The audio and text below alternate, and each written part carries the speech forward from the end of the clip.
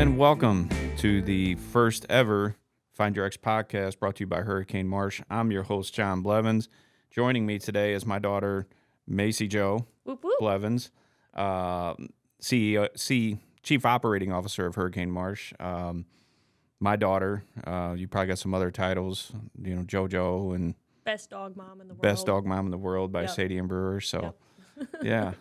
So, yeah, welcome, everybody. This is, like I said, our first podcast of Find Your Ex podcast. So here we go. Long time coming. Well, doesn't feel like long time coming, but dreaming for a long time, and to actually have it here is pretty special. So Yeah, we've been planning on this for a while. It just took a little while to get going, as with anything. And, here we are pretty much towards the end of Goose season. And, we had talked about doing 1 out of 40, which if you guys have been following us, that's our big pit we built over the summer. And it was like on fire out there till, what about Christmas, I guess. And then it got Florida-like weather here and took a nosedive.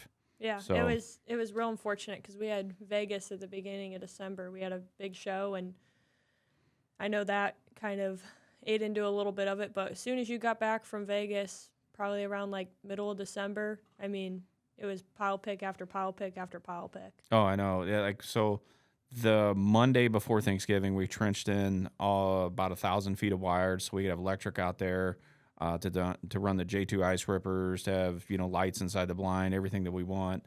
It's like the ultimate bat layer. Oh, it is. It's pretty sick. Cool. If you guys haven't seen pictures of it, hopefully we'll get more out of there. We got major winter coming here in the next few days, actually. So we're hoping to pick up some geese from up north. I know our buddies up in Iowa said that I guess the northern zone closed out earlier this week and or over the weekend, I guess, and they did pretty good. But they said they were losing geese because it's just getting frigid. So we're hoping some of those will push our way and we'll be able to. It better be our turn. Oh, I'm telling you. I mean, we just got spoiled right off the bat. I mean, like day after Thanksgiving, we were shooting geese and ducks pretty much till we left for Vegas for Cowboy Christmas and came back, and it was lights out all the way to Christmas. But that's the way goose season goes. But you got old Rip on his first couple of retrieves, which was pretty cool. Yeah, it was pretty cool. So the Christmas Eve, I went and picked up our new pup Rip from our trainer, a good buddy of mine up northwest Missouri, and he's been doing really well. He's almost 9 months. 9 months old in 2 days. Because we had him all summer, and so you had to send him away. So it wasn't like. Yeah, we picked him up. He was born in April. We picked him up, and he went on tour with us. He did. His first show ever was Tailgates and Tallboys out in Bloomington. Yeah, he did a country music festival, and then right after that one, we went to another country music festival up in Wisconsin, Hoofbeat, and so he was pretty seasoned as far as country music festivals go. Large. Yes, he was. Joined us for the summer tour. We started at the World Deer Expo in Alabama and Birmingham, and yeah, he was on tour with us until about August, and till we went to Game Fair, and then Brian had him ever since. He just did some wonderful work with him, so he's going to be a good one. I'm pretty sure. He's already retrieving geese, which for an 8-month puppy to be picking up big honkers, that's pretty impressive. So I'm pretty tickled, and I think the whole family, he's fitting right in. So yeah, he's a good dog. He's like the kind of dog you'd want to grow up with as like a little kid. Oh yeah, friendly He's as a can real good be, dog. not a mean bone in his body, just happy to wake up. That's the way when he wakes up, he's just happy as can be, and that way the whole day long. So yeah, he cowers to our little 12-pound toy Australian Shepherd. So if that says anything, but then he's real mean with a goose. So yeah, oh, he's super aggressive. So he's one of a kind for sure. Oh yeah, no doubt. So yeah, we're looking forward to the next few days. Hopefully we'll start picking up some geese and that kind of thing. So we can do a couple podcasts out of the pit, and but we wanted to get this one rolling. I guess people have been following us, online, watching the development of the pit, and then we talked about a podcast. So here we are. We're gonna get it rolling. Hurricane Marsh Find Your Ex podcast, episode 1. Here we go. We'll see where the year takes us too. So it's always hard telling. Like having the warehouse here now and having our whole podcast studio in, it's kind of coming full Yeah, circle. that kind of So we were on our summer tour. You and Sam were going down to the Delta Waterfowl Show, I believe. We just wrapped up Oklahoma City Oklahoma. on Sunday night. Yep. And you and Mom had made it up because you guys have been up with Puppy Rip, and we figured we could handle that by ourselves. But little did we know that was God pulling the strings from behind the scenes, sending you back up home. Yeah, because we were supposed to go on vacation. We were going to go to the beach, and then the dog sitter called and said, "Hey, you guys need to come home. Your garage is like full of boxes." So we had, at the time, we were running everything out of storage units, trailers, our garage, our basement. That's just the way it was, and small family business, the way we started. And so instead of going on vacation, we came home so we could start processing all that. Macie sends me a text that, "Hey, Dad, this warehouse just popped up, and we've been looking pretty hard." And I looked at the same place like an hour earlier and didn't see it. So, long story short, got here Monday morning, looked at it. It just seemed perfect. So it was too good to be true. Yeah, and we jumped all over it. Started moving in. You guys did the Ducks Unlimited Expo.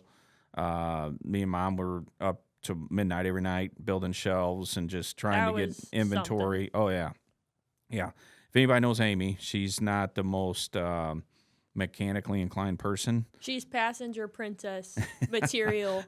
And he's sending me pictures. Sam and I are down at the DU Expo, and it's like 6 p.m., and you got Mom climbing up 10 feet. You guys are both 10 feet up, and Mom's up trying to run the show, building shelves. Yeah, and she did really good. Yeah. So, we got that knocked out. You guys got home. We packed up, hit Game Fair, and then just, the rest has just been like a whirlwind ever since. It's just been like so busy.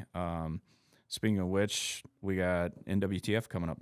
But I can't wait for turkey season. And to kick it off with NWTF every year in Nashville and get redemption for our horrible 2025 turkey season. Although it will always be memorable. Sam and I said there's nothing better because we've hit rock bottom already, so we can't have a worse turkey season than goose egging already. So yeah, last year was a little tough. We hit a lot of rainy weather, that kind of thing, and we were kind of busy. We didn't get to go as many places as we usually do.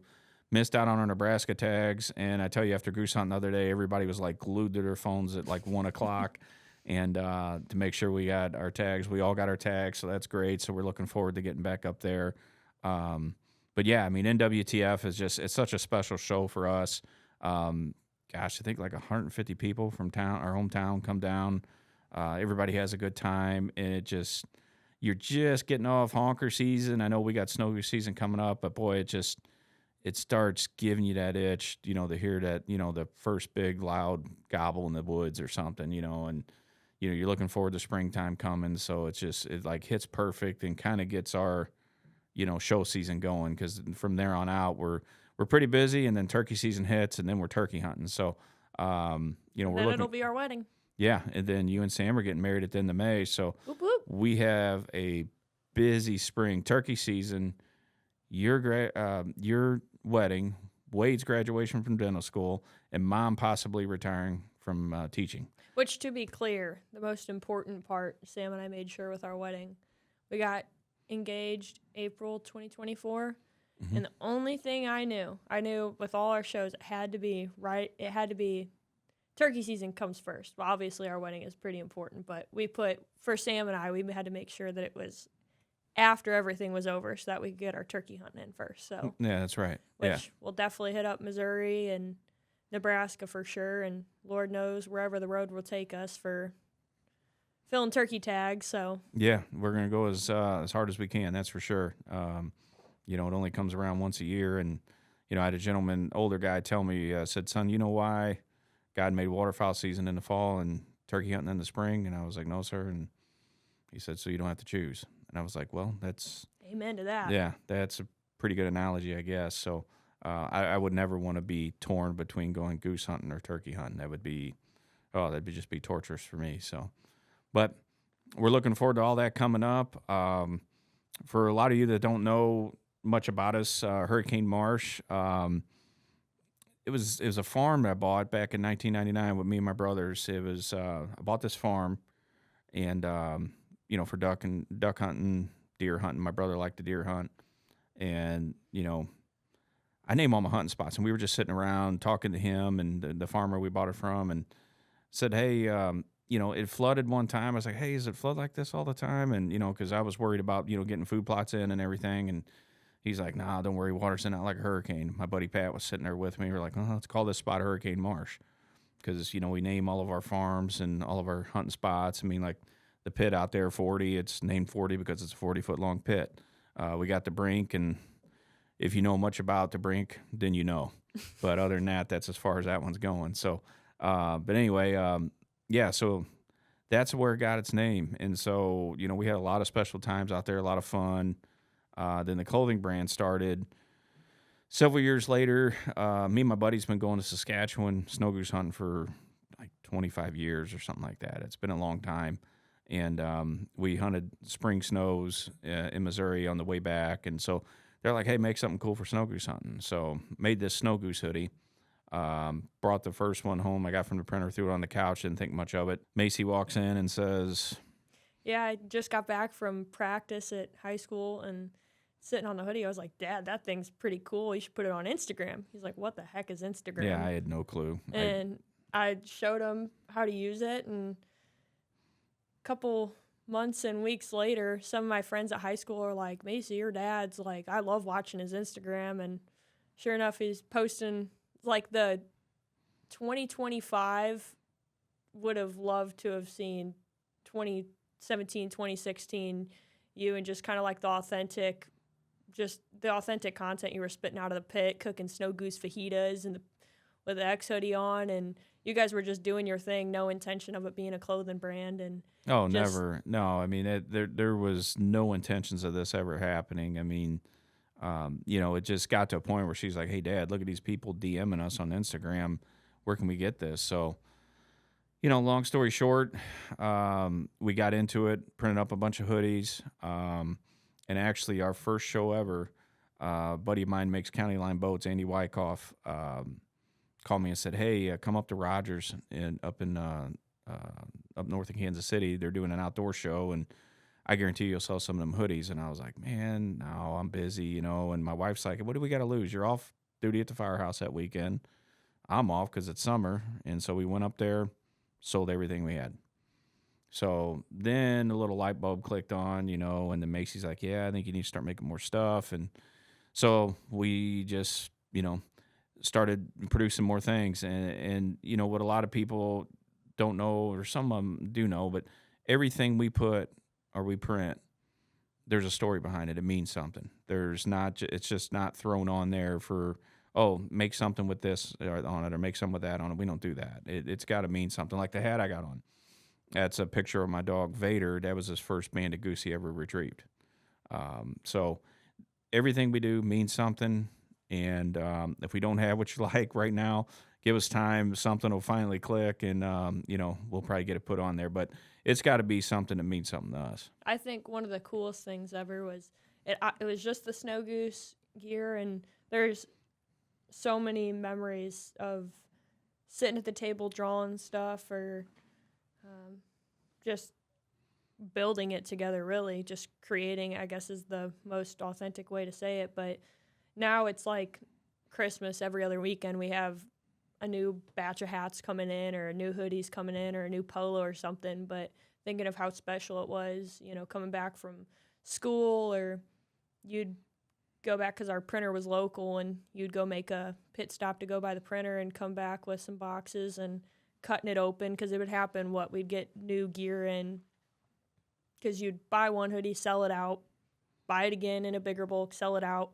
And that's people always ask how it started, and it was literally the most organic way. Buy a little bit, sell it, buy it bigger, sell it again, and then we'd have just enough to go make something new. And one of my favorite memories of realizing, like, oh, this is, like, kind of, we can do some crazy stuff with it, is whenever you came home with the red leg hoodies, and you open it up, and you had the green one with the duck on it, and then you had the brown one with the duck on it, and then I think the tar belly came after that. But coming home to different stuff in the living room was kind of a fun way, because I think I take after you, and I'm a lot more just creative and all my creativity was always inspired by you, and kind of get to do that together in high school was kind of really fun memories. So Yeah, it was a lot of fun. I mean, we get together and talk about, different things we've done and what would be cool, and it's a memory that we had that we got to throw on that, that hoodie or T-shirt, and you're right. It's like Christmas. Every time we turn around, it's like, hey, we're gonna do this. I mean, everybody gets excited when UPS or whoever shows up and there's a box sitting there from wherever they bought something online. They get to open it up. Well, we kind of cheat. We get that all year long, and we get to design it, see it all come together. It's pretty cool. And, just the fact that we've been there, we did it, we saw it, and now it's coming to life, and we get to share that with everybody. So it's like we're sharing our experiences with outdoors and just excited that everybody, else gets, that pumped up about it too. So, but, it like the one piece, everybody always asks me, everybody's got a story about how'd you get into hunting, this and that and everything else. And so I kind of credit most of it to my Uncle Marvin. My dad never really hunted. My brothers took me a lot, but Uncle Marvin kind of got them going. And he was a World War II vet. Just things I remember just stumbling around with him before I could even carry a gun and just walking around with him. His big thing back then was quail hunting. He loved the quail hunt. And so we did that, and he got me into goose hunting. And I don't think we ever killed a goose probably the first 2 years we went. It was pretty tough for us, but just something about it I really enjoyed. But we ended up doing a tribute to Uncle Marvin. Did a T-shirt with him and his bird dog spot. A lot of people have that one. It's a pretty cool piece. And so just kind of a tribute to him, thank him for getting me into this, or probably wouldn't be sitting here right now talking about it. So, and then, Macie, how we got her into hunting. Well, there's a long story. So, but actually at Hurricane Marsh, the farm out there, I remember one story that always stick out in my mind. You two were way too little to be hunting at all. I think I got the little tiniest waders as you could find at Max Prairie Wing at the time, and I got you and your brother a pair. And it was a warm day, and we'd been killing a lot of mallards. And so I thought, well, I'll take you guys out. And we went out there and had to be, I guess, Vader at the time. yeah, Had to be Vader was with us. So we get out there, and I built these stands. So how we had our duck blinds out there, they were just made out of hog paneling, so they were mobile. We could move it around wherever the birds were feeding. We always tried to stay where they wanted to be in the duck lake. So anyway, I built these stands in there. So, you guys were, gosh, I'm thinking like 5 and 6 years old maybe. Or, it had to be close to that. So I don't even know if you were that old. You might have been 4. I was old enough to remember it, but I don't even think I could walk through the wall. I just remember you sidearming me through the deep part. I was gonna say and I could barely even get my feet out of this thick of mud. So I was that little. Yeah, you were little. I drove you guys out on the 4-wheeler and just put you in the blind, told you don't move off your stands, and just drove the 4-wheeler to the end of the row of corn and walked right back. And so we're in there, and we would stop at Quick Trip, and you would get your famous buffalo taquitos with the cheese on the inside. Well, got the 2 of them once I got to about 10. Some Cheez-Its and a Sunny D. And a Sunny D. And Wade would always get Pringles, and I can't remember what he liked to drink back then, but every single time. Yeah, and so we're sitting out there. You guys got your snacks. It was warm, and then the ducks started working. And first bunch came in. I think I got 2 greenheads right off the bat, and then all of a sudden Macie goes, "Dad, I gotta go potty." And I'm like, "Okay, can you hold it?" She said, "Nope." And I was like, "Okay, well, we'll just, and she goes, "No, I got to go now." And I was like, "Okay." And she's like, then it even got worse. She's like, "This story will never escape me." Yeah, never escape. And she goes, "Dad, I got to go number 2." So I'm stuck out in the middle of this flooded cornfield thinking, what do I do? And I'm looking up, and there's, mallards circling and everything else. And she's already taken her waders off and everything. So here we go. So I hold this little girl over the side of the blind, and she goes right there in the duck lake. And so we had to sacrifice a couple socks, but we're all good. And I mean, you know, while this is going on, Wade's like, Dad, look right here. There'd be big groups of 20, 25 mallards coming in. By the time we got done with all this, there's probably a couple hundred ducks at least, if not 400 or 500 in the duck lake, and you can hear them swimming and everything. And, you know, I could have shot more ducks, but I thought, you know what? We already got 2. There's so many ducks in here right now. We just kind of got real quiet and just snuck out of there and let the ducks have the lake and for the rest of the day. But we ended up with 2 greenheads and a story we'll never forget. So, and I got to go potty. Yeah. So that's kind of where they got the, Macie and her brother Wade got introduced to hunting, was out there. But they would, we go out there and owning a farm, it's constant work. And so we would go out there in the summer and they would come along and she would catch frogs. I was going to say, it wasn't work for us back then. It was all play. Mud and four-wheelers, shooting BB cans guns. with BB guns and catching frogs, tadpoles, and shooting snakes. Yeah, shooting water snakes or whatever. It was a grand old time. Yeah. Yeah, just, a good way for a kid to grow up. And, with all the sports you guys are into, it was good to, get out and get some mud, mud on you and that kind of thing. So you take all our friends from the neighborhood would come out with us, and that was a fun core memories that I don't think I could ever forget. And I tell Sam all the time, I'm like, man, I wish he would have gotten to go out and see it before it was sold. But yeah, it was a neat spot. We hated to get rid of it, but a gentleman offered twice what we paid for it. And my brother's like, I think it's time to let it go.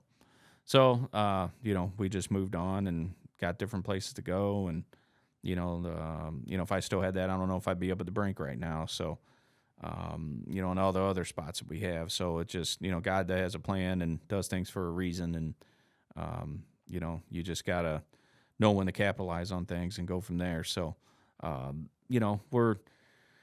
we had a lot of fun with it, but we're having a lot more fun now, I think. And when we were hunting down at that pit off the Missouri River, that's where you guys got your first goose, actually. So that was a lot of fun. And then actually, I think you got so busy with sports, as you got into high school and everything else, and your brother was too.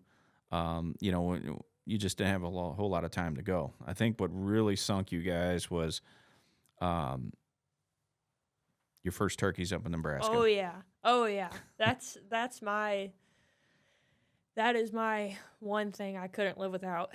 And I thought you were I was excited to go up there, but I was like, is turkey hunting really all this? Because for the longest time, I remember some of your friends telling you to go turkey hunting, and then kind of like this couple springs before, after goose season would get done, I'm like, what the heck is he doing? Because I'd watching turkey videos, which isn't obviously ducks or geese or birds that fly, which was crazy to me. I'm like, what's this whole turkey thing? And Sam, my fiance, kind of just had a nickname for you, John Speckle, because all the goose hunting and everything. And then he's like, what the heck is going on? He's watching all these turkey videos now, and I didn't get all the hubba bubba behind a bird that gobbled and all that. And the first time we went out, I was hooked. Yeah, that was so crazy. The trip started off a little slow. I think we got close a couple times. For you, it might have felt slow though, but for me, and Sam, not having any experience, even now understanding getting 200 yards within a turkey hurts now, but back then getting 200 yards from a turkey, our first time, I was like, oh, I can't even breathe. The turkey's gonna see me blink. Yeah. But we kind of we got there in the evening. You can hunt all day, but we're like, let's just scout. And you pulled the truck off, and we're like, let's go see, because you'd hunted that farm before, and you're like, usually there's turkeys up in this field. And we were kind of looking, and you're teaching Sam and I how to look for tracks, and you taught us, how to tell if a turkey turd's a gobbler turd or not. And, you're showing us scratches and kind of teaching us how, turkeys will, just their habits and their ways and what they'll do and the spots they like and spots they don't like. And we're in a big open field, and I was like, I swore I heard a gobble. But what do I know? Because I've never heard a gobble before unless it's on TV. And we were like, are we sure? Because it was a little bit windy, and we belly crawled to the top of this hill, and there was a big old strutter out there with, I think he had a couple jakes with him. It might not even been a tom, but I don't know. I just saw a big old fan, and I was panting like that turkey was going to come right around the corner. And then the whole trip after that kind of, you can probably tell it better, but your goal, you didn't want to even carry your gun around. You wanted Sam and I to Yeah, get I just turkey. wanted you guys to get one real bad, and so like it got really warm, and anybody turkey hunts a lot knows that sometimes the warm weather that it shuts them down, and so we got close that first afternoon. The next morning, nothing going on first thing, and thought we were going to get into them. Actually had one come out into the field and strut, but just would not close the distance, and so I was just worried they were getting frustrated, and so I was like, I'm telling you, I said, we just got to find one that's ready to go. And so we drove to the north side of this farm, and I mean, soon as we shut the truck door, pow, and I'm like, well, there's one. That's the one we want. I mean, he was gobbling about once every. Oh, he was double gobbling within 15 seconds. I think by the end of it, because we made a YouTube video out of that. I kind of filmed that hunt a little bit, and there were some parts I missed, but the gobble count, he was over, I think I got over 40 on camera, but he had to have gobbled over 80 times. And that felt crazy for coming from 2.5 days of what we saw, and then I was like, now I get why. I get why you were hooked. It was crazy. I mean, I remember, he was actually in a feedlot with some cows and just sitting out there, strutting and gobbling his head off. And I'm, like, okay, where can we go? There's nowhere to go. There was, thank God, there was a just row of cedars. They had planted all around that, I guess, to keep the wind off the cows, in the wintertime up there. And so that kind of shielded us from him. There was a couple trees out in the middle of the field with a bunch of bales around it. So I was like, that's our best shot. So we made it out there. We had to go a little ways from them. And I set a lay-down hen in a dusty spot where I could tell birds had been dusting in the quick, seconds we were out there. Set up against a tree in these bales, and I started calling. And I mean, pow, he just started cutting me off. And I think when you had the camera going, I think like you said, I think you counted 40 or 50 gobbles. Well, that turkey, instead of coming up like I thought he would, there was a dirt road running up on our right side. I thought he would just come right up that because it made more sense. And it was a little thicker grass behind us, too. Yeah, it was taller and thicker. It just made no sense. What does he do? He walks up the backside of the bales. I was like, you got to be kidding me. And, I mean, he had to be right on the other side because he would cut loose, and I could see you guys just like you were trying not to move, but, I mean, it's just there's the first time you hear a gobble that close. I mean, we had no idea. All I know is you can't move. You can't blink. No. Or a turkey can't even see you, like, take a deep breath or anything, or it'd freak them out. So I was trying to be – I was like a statue. And there was times, I mean, you don't know turkey hunt whenever it's your first time. I thought that, I think he stopped gobbling for maybe like 7 minutes. And it was probably, knowing now, he was probably just sitting behind us strutting. And if I would have known, we probably would have been able to feel him drumming because he was that close. But we thought he was gone. And then I hear you, because you set Sam and I up on the front of the trail, and you were behind us. Yep. And the whole intention was if he would have came up the road, you guys, I mean, you could have had a clear line of sight, a clear shot for him, all the way in. He would have been toast. I already had my eye down my bead and was ready to smoke him, but. Yeah, and so then all of a sudden here he comes around our back shoulder. And I'm thinking, you got to be kidding me. I had my gun laying in the grass because I had no intentions of even shooting. And Sam's like, oh, here he is. He's in like full strut. And I was like, wow. And I said, can you shoot him? He's like, no. And I'm like, oh, my goodness gracious. And so the turkey comes in a little closer, gobbles a couple more times. And I mean, it's just like, giving you the chills because he's so close. And then all of a sudden, I think he smelled a rat. He putts a couple of times. And then I was like, Sam, can you shoot? And he's like, no, I can't. And he's starting to leave. So I reached over, picked the gun. I had enough time to grab my gun out of the grass, shoulder it.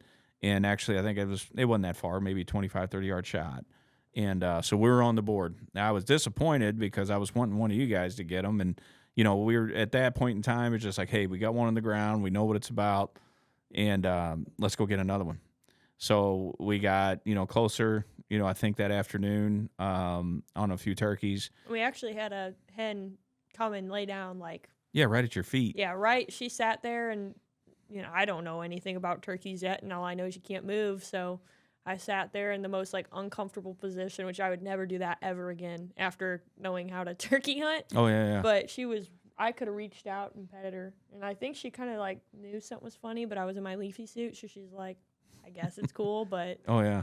yeah, that was really cool. Just as many different wildlife experiences. You don't have those duck or goose hunting. Yeah, like you do out there. You got to be so quiet. You can't move. You're on the ground with them. Yeah, it's a total different experience. I mean, we're cooking bacon, ham, and eggs and biscuits at 40, and everybody's hooting and hollering, having a good time, and it's just a totally different hunting experience. And so we went through a lot of close calls, and then the next day, I was like, hey, I know there's turkeys in this spot. It was really windy. And so we get out on the, park the truck, we get out, and I hit a box call, and I think 2 different spots we heard gobbles. And I was like, okay, I know where we can get them. So we walk down the field, get up into the woods, and climb this hill, and we get up right about to the top of the hill, and I hit a call again, and boy, they hammer. So there was probably like, it sounded like one giant turkey because there was probably like, 8 of them? Oh, there was a bunch. Yeah. I never got to see them because what happened, I put them up at the edge. There was a cornfield up there. I put them at the edge of it, and I stayed back behind them on the back side of the hill just so they couldn't see me. And I thought, okay, well, I'll call, and they'll eventually just, work towards them. So, but I could still had eye contact with Macie just the way this was. And so this went on, it felt like all day, but in actuality, it was maybe like 15, 20 minutes. And I mean, they sound like they're 10 yards. I mean, just gobbling and gobbling. Everything I do, they cut me off. And, I'm looking at Macie and I'm going, shoot. And she's, giving me a little head shake like, no. And I'm like, what in the world is, it felt like an eternity to me. I would look at you and you were like, I called the turkeys in, brought them down from like 300 yards where some of them started at. It's windy. We thought we'd have no shot anyways. This is our last day to hunt, and we had to be gone on the road in a couple hours. And you're going to blow this. But he couldn't see from his angle. There was like a giant brush pile, and all I could see was I could see their red just behind the brush, like just open woods for the most part. But in the one spot they chose, I mean, they're smart. As dumb as they are smart. And they're good at surviving. They were sitting right behind there, just boom, boom. They never stopped. I just couldn't figure it out. There was a big deadfall is what it was, and just happened to be between them and their shot. And so eventually they had to have walked out because I'm sitting there losing my mind thinking, we got this many gobblers this close, and they're going to leave. They're going to leave, and this is our last chance. And all of a sudden I hear, boom, and I thought it was just one shot. And I was like, hopefully somebody got one. And I hear you two hooting and hollering and high-fiving and screaming. I walk up there, and you guys shot. You waited, I guess, until the whole group got in front of you, and you guys shot at the same time, and you both killed the turkey. So they doubled. Yeah, they worked out just enough. Sam and I saw them start working right because they came from the left, and we were counting down 3, 2, and I could feel both of us like we were 3, 2, like we could hardly breathe. Our heart was racing, beating out of our chest so hard just because we're like, oh my goodness, this is the experience everybody talks about being so great, and it seems like it's about to actually happen.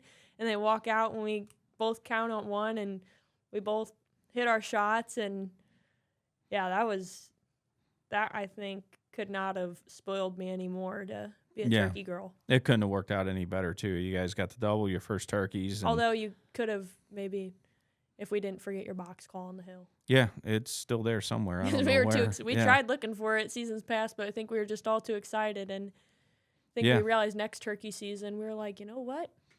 Because that was our last turkey hunt of the year. Yeah, that was it. Later May. Mm-hmm. And you were like, I don't know where my box call is. And then we kind of realized after all the excitement and emotion, we left it on the hill back there. It's sitting on that hill in Nebraska somewhere. Yep. So, well, it was worth it. They got their first turkeys and, got hooked after that, and then it's been all downhill. Killed some really big. You killed Thumper up in Missouri the next year. Big old giant turkey. It was just a cool experience. And went back to Nebraska that year and, got into them again. So, it's just such a fun time, to share with people. If you don't go turkey hunting, I highly recommend it. Get your kids into it, or go with a buddy, do something. I mean, it's a lot of fun. It's so, especially what I always say is being somebody that was so into sports and so competitive.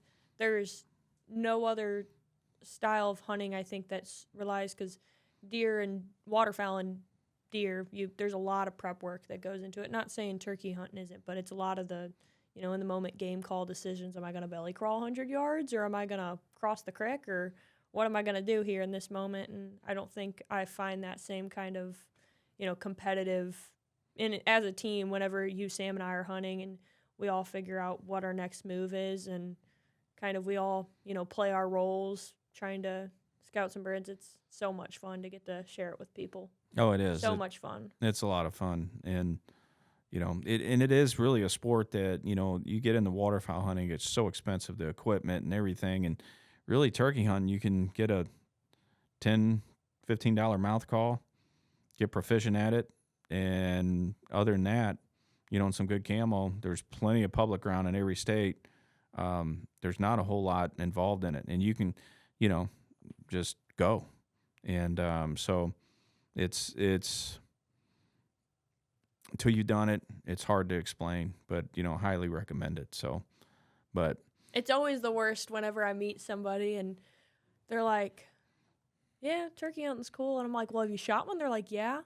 I'm like, how could you not be obsessed? And they're like, well, like their first ever turkey experience, they walk out 6 a.m, shoot a turkey, and they're like, what's this all about? And I'm like, no, you gotta have like the grind, like the grit, the go through all the oh yeah, you got to go close. through, go from zero to hero in a matter of seconds. I mean, that's what does it. You can go a whole week, just watching some of these guys on these shows. I mean, they'll go a whole week without hearing a gobble, and they still have the drive to keep going. I mean, that's just amazing to me. And then, like a buddy of mine, when he was at school in North Carolina, he would say he would take some of his, buddies from school, and they would go and never been turkey hunting before, and he said it would frustrate him. The guys, he'd get out there, they'd have one fly down right off the roost, land in front of him, they'd shoot it and be like, and he's all excited, pumped up, man, you got your first turkey, in this cool? And they were like, yeah, what's the big deal?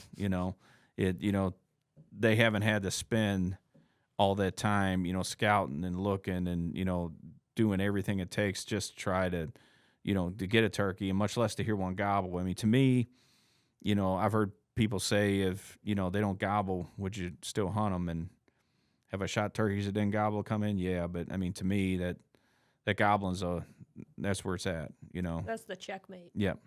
That's where it's at. So, but yeah, I mean, we got that coming up. Don't want to fast forward through goose season yet, but, I'm hoping this weather coming in, we're going to have a good, end of the goose season, get Rip on some more geese, because he, definitely needs it at his age, and he's doing well with it. And, it's funny to think, because, I mean, really goose hunting's when I first decided I ever wanted to get a dog. It was years and years ago, before you guys were even born. I was working at UPS. We had a really good spot down where the Missouri and the Mississippi come together. And it had been super cold, a lot of snow on the ground. Matter of fact, I think we got the truck stuck in the trailer that morning because we bottomed out. And anyway, had to go get a tractor from the farmer, which was embarrassing, and, yank the truck and trailer out. But anyway, we knew the geese were going to fly. They hadn't flown like 3 or 4 days. Back then, it would get down 0 single digits. Geese wouldn't move. And so we started getting into them that morning. So I called. It was on a Sunday. I called him. No, it was on Saturday, I guess it was, because I called my brother, and because he was off work, and he brought his 4 or 3 boys out. They came out, and I called my boss when I was working at UPS, because I know he liked the goose hunt, and he came out. And so we did this all weekend. They, we'd hunt in the morning, me and my buddies, and I'd bring them guys out, let them shoot their limit. There were so many geese. And Monday morning, my brother and his boys go back to school. And so my boss comes out, and I go to pick him up. The farmer was really cool. he bring anybody you want. I didn't care, but he didn't want a lot of trucks down there. Part I didn't understand, but hey, that's what he wished, so we abided by it. So anyway, I picked him up from there was a Hardee's up the way. We went and grabbed him, and when I picked him up, he opened his tailgate to his truck, and there was a dog kennel in there, and he's getting his gun out, and he looks at me, and he goes, "Oh, don't worry, your nephew told me." He said, "Hey, don't let Uncle John know you got a dog, because he'll never take you goose hunting again." And I'm like, man, this guy could fire me right now. Why would my nephew say that? And I was like, you know what? Bring him. And he's like, "Oh, it's the best dog you ever seen." And I was like, "Oh, yeah, I've heard that before." I just never had anybody had a dog that was worth a darn. And so we get out there, shoot limited geese, and that dog was steady, took hand signals, did everything. I was like, wow, I've never seen a dog like that. And, he said, "I tell you what," he said, "if you want to see a better dog, a buddy of mine's got a Grand Hunt Retriever Champion. I'll have him come out tomorrow if you don't mind taking someone else goose hunting." I was like, "Well, see another dog like that? Yeah, I'll do that."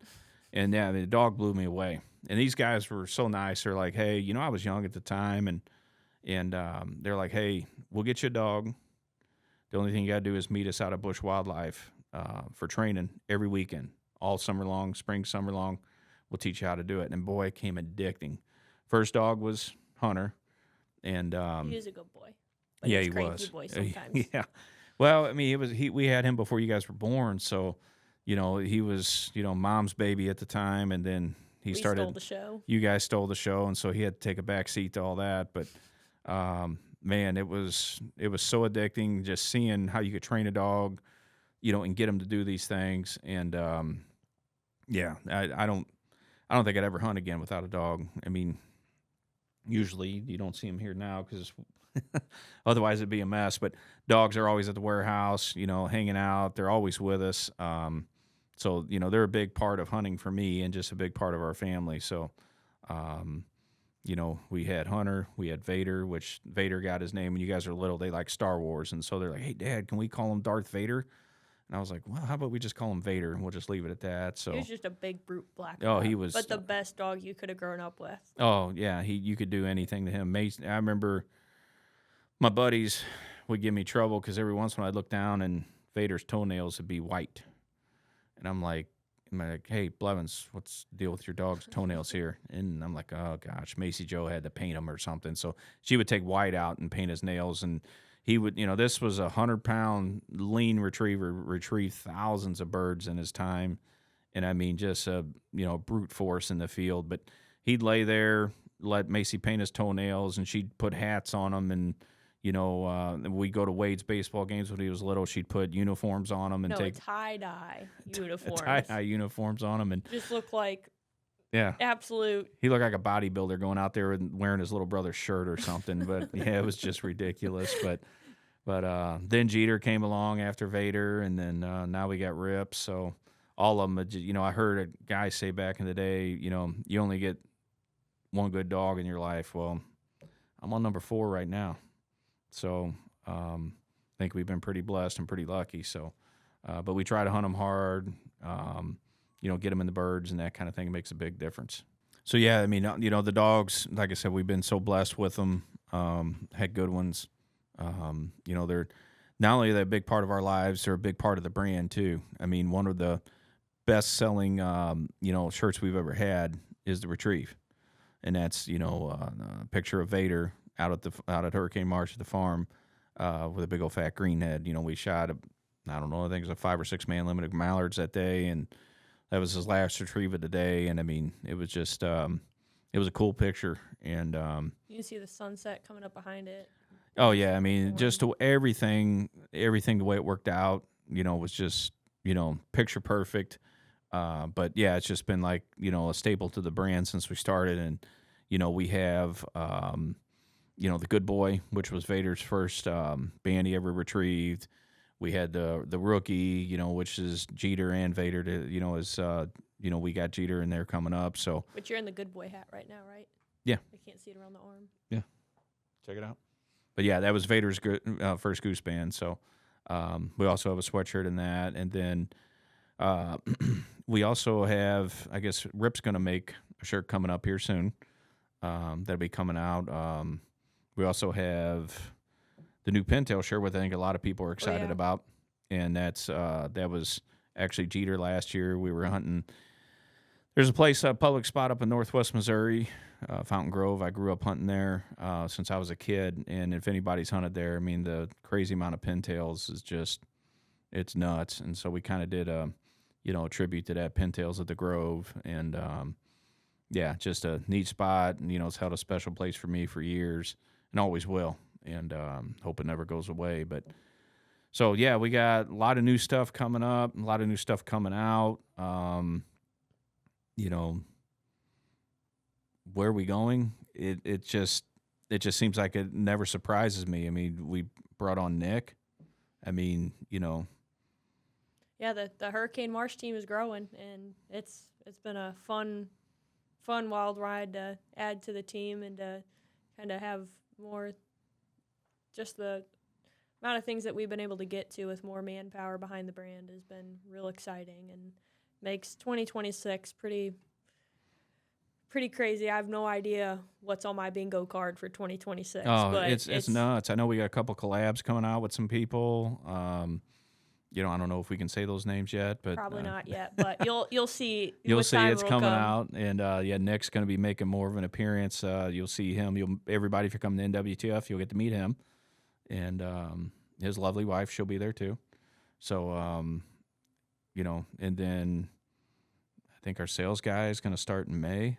So yeah, we're May once he finishes up school, and yeah, it'd be crazy to think we came into not even a year before we'll have a crew of 5, which is crazy to believe because running 3 people the whole time, we'll be doing some stuff, and things get overwhelming, and oh yeah, you're like, oh, sorry, like just a lot crazy stuff going on. But I think within not even a full year from end of July, beginning of August to May, we'll have a full team of 5 rolling around.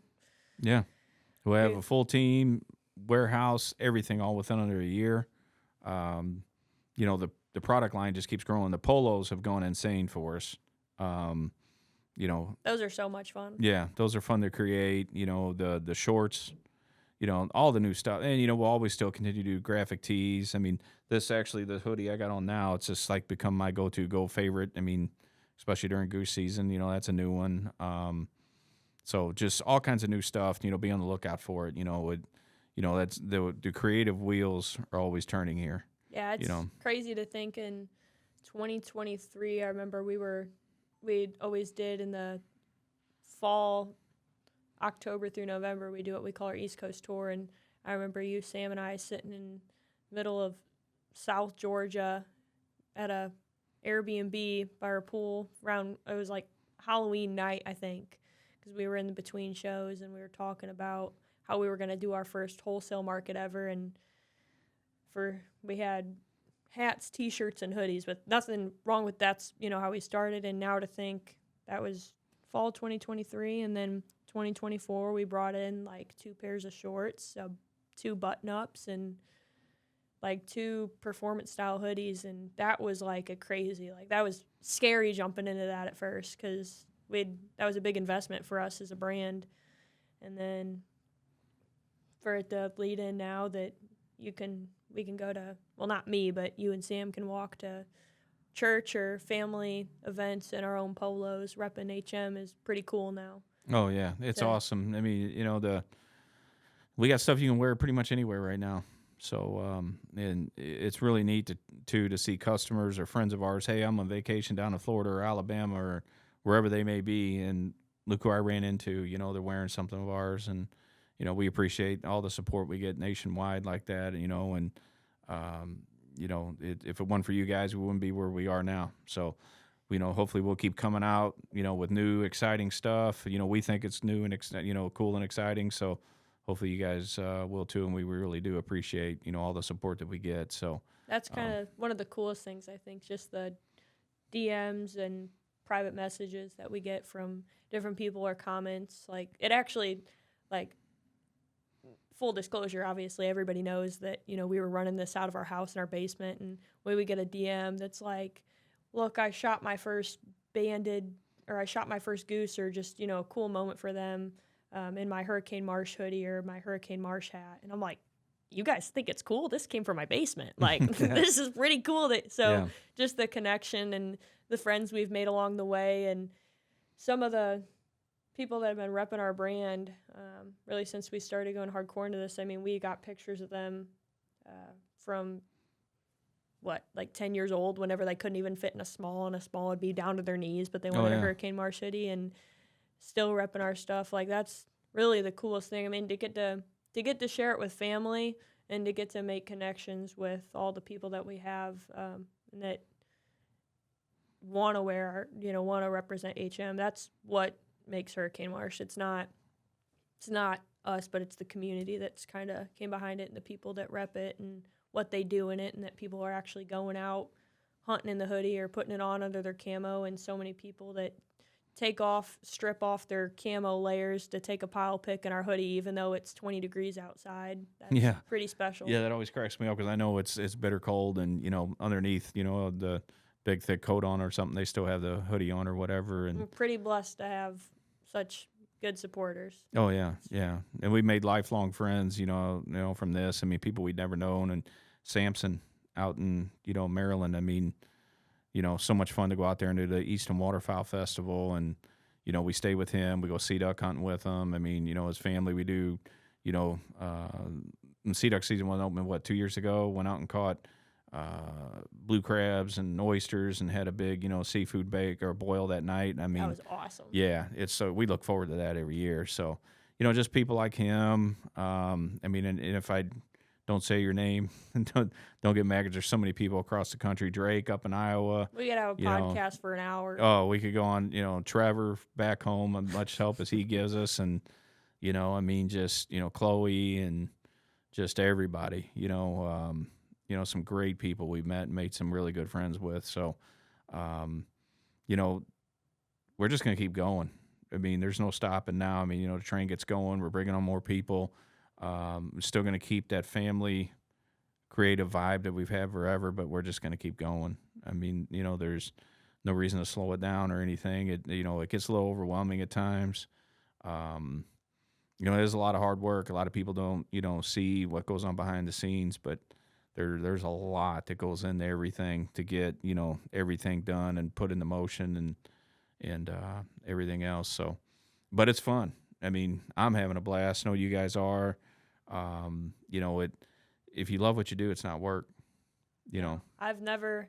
I mean, to get the, I guess, call my job, which I don't really think of calling it as a job because it's never felt like. Ever since I stopped serving and waiting on tables down at college, I'd never felt like I've worked another day in my life, even if I'm writing emails or punching in stuff on a keyboard. Rolling around in the Marshmobile with you and Sam has been a pretty cool gig to call work, and to be able to dream of something like, let's throw this on a hat or a T-shirt and how it works, or make a fun video and watch, see people interact with it. That's a pretty best life to get to share. And like you said, bringing Nick onto the team and having, big time players come up and want to add to what we're creating is pretty fun to see. We're only January 20th, and we got a whole lot of 2026 ahead of us. There's a whole lot ahead of us here. I mean, there's so much on the plate this year. I'm sure he's going to help us handle it, though. There ain't no doubt.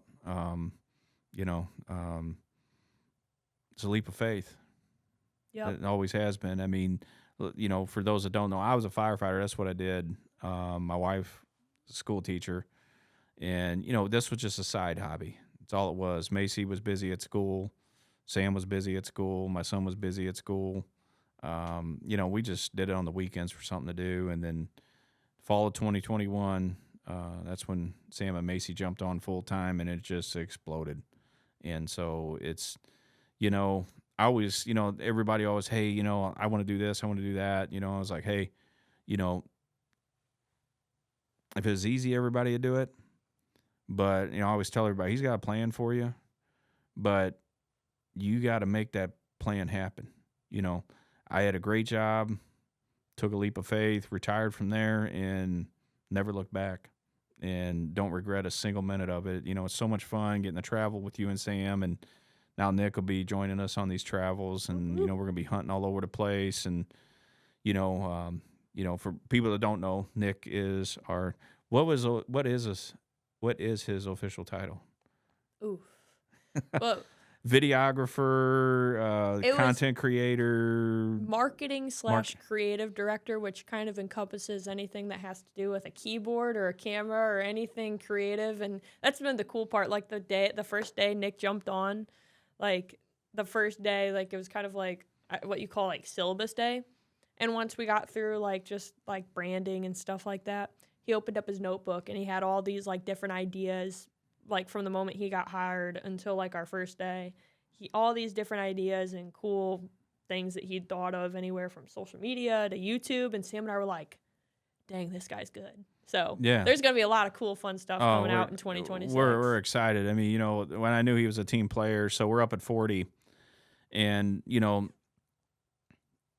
you can hide, like, no, you can't see us down in the pit. You know, my buddy Andy Wyckoff built the pit lids for us, and but still, you're always worried, you know, can the geese see us? Can the geese see us? And, you know, and a bunch of my buddies, you know, they've hunted with me forever, and, you know how, you know, all of us are about hiding, and just everything's perfect, you know, out there. And so, you know, there's, okay, they're going to be able to see the camera. They're going to be able, you know, they're going to see, you know, because, you know, he's there to get good content and video. And so I knew he was a team player when he's like, hey, and he was serious. He's like, Jon, how about I take one of these sleeper shells and put it on my head? And we've always joked about it, you know, making goose hats and everything. So he goes out and gets a lineman helmet and fastens one of our DSD sleeper shells. I mean, we'll have pictures of it, I'm sure, on social media coming up, or, you know, something. Oh, it's gold. But I mean, you know, first day he did it, first group. I mean, and you'll see, you know, he's putting together a pretty sweet YouTube video right now, and you'll see it. You had a group just do it right in the face, and there's no way they saw anything as tight as they got. You know, they were totally fooled. And so, yeah, I mean, you know, he's doing, you know, everything, you know, as far as I'm considering, you know, what we need to have done. So, you know, the fact that you're, you know, willing to take that kind of step and, you know, put a goose shell on your head just so you can hide and get good content, that's going all out. So, but yeah, you know, we're going to try to finish out goose season, hopefully get some really good content if some geese show up, you know, get them moving a little bit. Then we got snow goose season right after that. You know, we're going to set 40 up this year. You know, people have followed us for a long time, you know, for the brink. You know, we used to shoot a lot of snow geese there. It just, there's not as many snow geese as there used to be. I think, you know, a lot of people are starting to realize that. So their migration pattern changed a little bit over us. But last year, of course, we didn't set up, and we didn't have 40 built, but there was a lot of geese using it. So we're going to set a spread this year and see if we can't get it done there. And then your favorite time, we're going to start the turkey tour. Oh, yeah. And so we'll get some good content there. So then, though, oops. Oh, no. I was just going to say we'll have NWTF on Valentine's Day weekend in Nashville. Yep. And then you can catch us at Indianapolis Deer, Turkey, and Waterfowl Festival the last weekend of February. Then we go to Iowa Deer Classic in Des Moines. Yep. And then we go up to Grand Rapids for the Ultimate Sports Show. That's always a good time. And then we'll wrap up at the Palmetto Sportsman Classic. And then not too much longer after that, we'll have some country music festival starting up. So that'll be a rowdy time. And then squeezing turkey season in right after that. And then June we'll get kicked up again with the country music festival. So got a lot coming up. Be sure to subscribe to our YouTube channel. I know Nick's got, you know, the first goose hunt coming out on that. Hopefully he'll get a bunch more coming up here in the next few days. At least I'm hoping so. But yeah, we have that coming out. If you want to see like behind I know we've talked about, you know, not just hunts, but just kind of like a little bit of behind the scenes of what goes into shows and what our lives kind of look like when we're not selling stuff in the booth or out shooting stuff. So yeah, I guess it's kind of a little bit more of what we do as a family and how we roll around here. But we also got our Instagram, and Nick made a pretty sick TikTok too. So trying to get more active on social media. So we got TikTok, we got Instagram, we have Facebook, we have YouTube, and then you'll be able to find the podcast out too. So a lot of fun content will be kind of going out everywhere. So you can kind of know what's going on and all the new gear we're coming out with. Yeah. I mean, tons of things happening in 2026. So, keep up to date on social media, like you just said. Follow the YouTube channel, and she's got a ton of cool hats. Yeah, that's just one of many we got coming out. We got the buck, we got the pintail, we have a speckle belly, we have a new mallard hat coming out. So just all kinds of stuff. I'm sure there's a couple new polos in the mix, and it just never slows down. So, but yeah, 2026. We'll see what you have in store for us. So yeah, thank the Lord for everything. It's all Him working through us. So that's right. All blessing. Amen to that. So, well, it's done. Yeah, the first Find Your Ex podcast is to a wrap, and we appreciate y'all tuning in, and we'll have a ton more crazy stuff coming out. So make sure you subscribe and be ready for the next go-round. Yeah, hopefully it's either going to be here or at 40. I'm hoping the next one's at 40. Yeah. So that's going to be fun. Bunch of geese on the wall. Yeah, that's right. The Wall of Fame is what we call it. So anyway, I'm your host, Jon Blevins. This is Macie Joe. Thanks for tuning in. We'll see you next time. God bless. Have a good day.